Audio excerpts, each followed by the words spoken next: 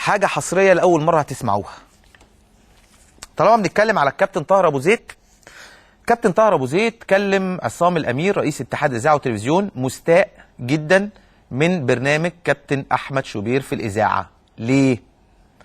لان كابتن احمد شوبير مراحل البرنامج، فراعي البرنامج والمنتج بتاع البرنامج هو الاستاذ صفوان ثابت. استاذ صفوان ثابت عنده شركه معروفه، شركه البان وعصاير، فهي اللي بتنتج وبترعى الراعي الوحيد لبرنامج كابتن احمد شوبير في الاذاعه. وفي نفس الوقت صفوان ثابت هو عضو مجلس اداره النادي الاهلي، وفي نفس الوقت اللي جابه هو كابتن حسن حمدي بالتعيين.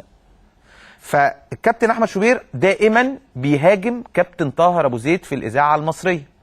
فالكابتن طاهر ابو زيد بيشوف ان ده تضارب مصالح، ازاي الراجل اللي بيرعى برنامج كابتن احمد شوبير يكون عضو مجلس اداره النادي الاهلي الذي جاء بالتعيين بقرار من كابتن حسن حمدي، ويقعد كابتن شوبير في برنامجه يهاجم طاهر ابو زيد الوزير، لان ما معناها ان يعني الراعي بتاع البرنامج هو عضو مجلس اداره الاهلي. فهنا كابتن طاهر كلم عصام الامير رئيس اتحاد الاذاعه والتلفزيون، قال له هذا لا يليق ان البرنامج كله يكون موجه ضد وزاره الرياضه، وان يكون الراعي لهذا البرنامج هو عضو مجلس اداره النادي الاهلي. ده خبر.